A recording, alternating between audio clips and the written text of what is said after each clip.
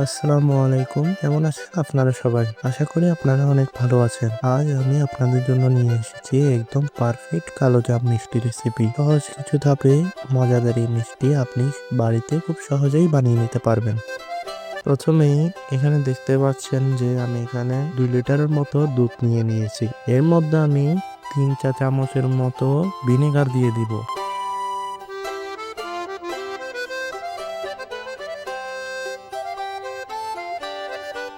এরপর এর মধ্যে 1 চামচ পানিও দিয়ে দিব।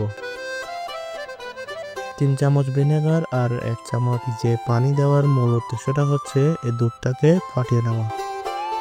দুধটাকে মূলত ফাটিয়ে নিচ্ছি ছানা তৈরি করার জন্য। ঠিক যেমনটা আপনারা দেখতে পাচ্ছেন যে এটা অলমোস্ট ফেটে এসেছে এবং এটা পরিপূর্ণভাবে ফেটে গেলে আমরা এটাকে একটা জালির সাহায্যে ঢেলে দিব, যার কারণে ছানা আর পানি আলাদা হয়ে যাবে।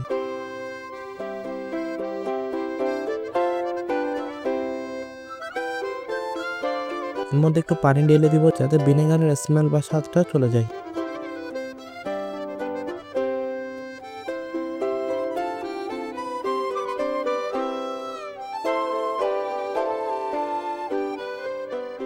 এরপর আমরা আলাদা একটি পাত্রে মিষ্টির সিরাপের জন্য 1.5 কাপ পরিমাণ চিনি আর 1.5 কাপ পরিমাণ পানি ইউজ করব।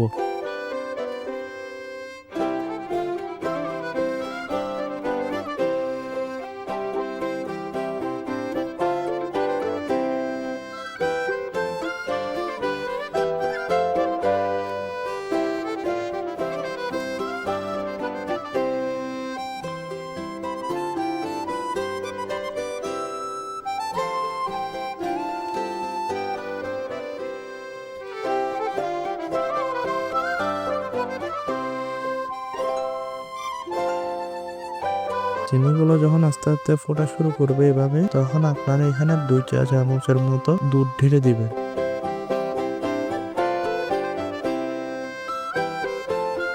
এই দুধটার মেন রিজনটা হলো যাতে চিনির ময়লাগুলো উপরে উঠে আসে এবং যাতে সহজে আমি চামচের মাধ্যমে ময়লাগুলো সরিয়ে দিতে পারি।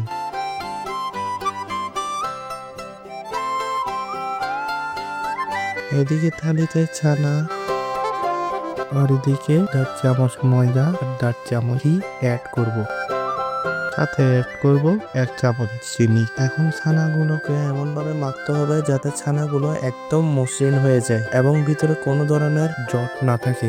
আর পাশাপাশি ময়দার ঘিয়ের যে মিশ্রণটা আছে ওইটাকেও মিক্স করে ফেলবো। ছানাটাকে কিন্তু ঠিক এভাবে মসৃণ করার চেষ্টা করতে হবে হাত দিয়ে।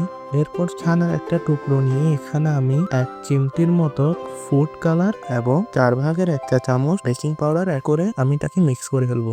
এটাকে আপনার পরিমাণ মতো বা স্বাদ অনুযায়ী মেইন যে ছানাটি রয়েছে সেটাতে একটু একটু করে অ্যাড করবেন। ফুড কালার অ্যাড করার কারণ হলো যাতে পুরো ছানাটি অতিরিক্ত কালার যেন না হয়ে যায়। আপনারা আপনাদের ইচ্ছা মতো একটু একটু করে নিয়ে দেখে তারপর মিশ্রণটি বানাবেন। এরপর আমি ছানার ডোটিতে পরিমাণ মতো মাওয়া অ্যাড করছি। যারা জানেন না মাওয়া কেমনে তৈরি করে, অ্যাকচুয়ালি এখানে আপনি আপনার পরিমাণ মতো গুঁড়ো দুধ এবং পরিমাণ মতো ঘি অ্যাড করলেই ওটার যে মিশ্রণ ওটাকেই মূলত মাওয়া বলা হয়। এরপর আমি মূল ছানার ডো থেকে ছোট ছোট করে কয়েকটি বল কেটে নেব।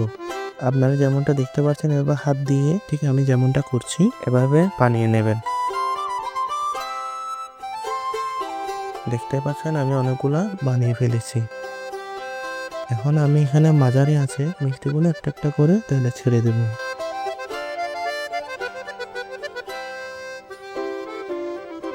এগুলোকে আমি তেলে নাড়াচাড়া করছি যাতে কোনো একটা নির্দিষ্ট অংশ বেশি কালো আবার একদম হালকা ভাজা না থেকে যায়। কোথায় সব দিকে যাতে পারফেক্টলি এটা ভাজা হয়। দেখতে পাচ্ছেন এটা একদম পারফেক্টলি ব্রাউন কালার হয়ে এসেছে। আমি এটাকে তেল থেকে উঠিয়ে পাশে চিনির শিরাটা যেটা আমরা এর আগে বানিয়ে রেখেছিলাম সেটাই ঢেলে দিব। আমাদেরকে কমপক্ষে 5 মিনিটের জন্য মিষ্টিগুলো চিনির সিরাপে ডুবিয়ে রাখতে হবে যাতে মিষ্টিগুলো ভালো মতো চিনি ভিতরে শুষে নেয়। এরপর আমরা এক এক করে মিষ্টিগুলো মাওয়ার মধ্যে ভালো মতো মিক্স করে নেব।